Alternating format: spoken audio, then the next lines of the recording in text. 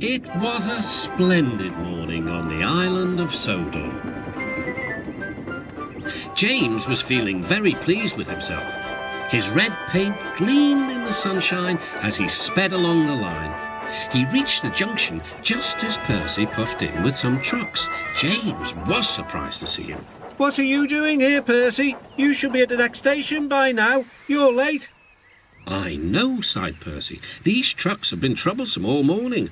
That's no excuse, Percy, snorted James. Nothing should stop us. The Fat Controller relies on us to be on time. Now, if you'll excuse me, I'll be on my way.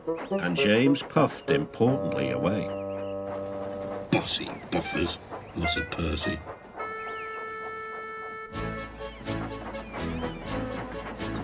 James arrived at the harbour. It was market day.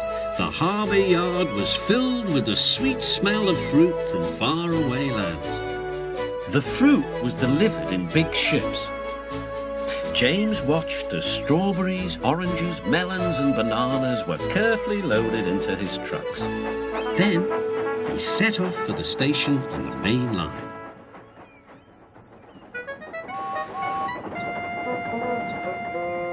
On the way, he met Thomas. Really reliable. That's me, panted James proudly. Pity the same can't be said for Percy. Peep, peep. Goodbye. What was that about? Gasped Annie and Clarabelle. That was trouble. Trouble for James. Just wait and see. Percy was back in the yard and busy shunting. He had the trucks in good order and was making up for lost time. But the station master had bad news. What's happened? Asked Percy's driver. James's brakes have jammed. We need Percy's help right away.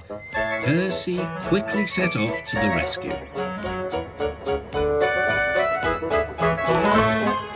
He found James stuck on the line and looking glum. Percy couldn't help laughing. Got yourself in a jam, eh, James? What you might call a sticky situation. Be quiet, said James. It's not funny having jammed brakes. And not very reliable either, teased Percy. I am surprised you let it happen, James. Nothing should stop us engines. That's enough, Percy, said his driver. Can you push these trucks? Of course I can, whistled Percy. There's no time to lose. James has done too much of that already. James angrily hissed steam as Percy was coupled to the trucks.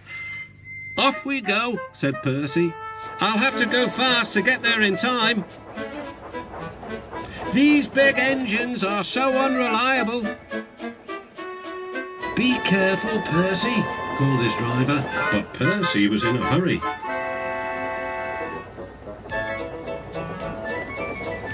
He didn't see that the points had failed and that he had been diverted into a siding. Look out, Percy, shouted his driver and applied the brakes. But it was too late. The driver and the fireman had jumped clear, but squashed fruit squirted all over Percy.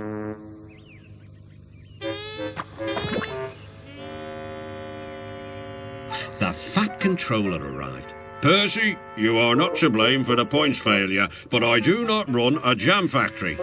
Yes, sir. No, sir. And Percy squelched sadly away. That night, the shed was silent. James and Percy felt very sorry for themselves.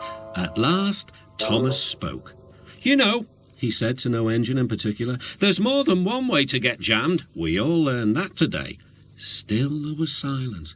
What's more, continued Thomas, we also learned that sometimes when engines help each other out of a jam, things can still go wrong. So, said a voice. So, finished Thomas, that means we learned a lot today, and therefore, then came a chorus. We're really useful engines after all.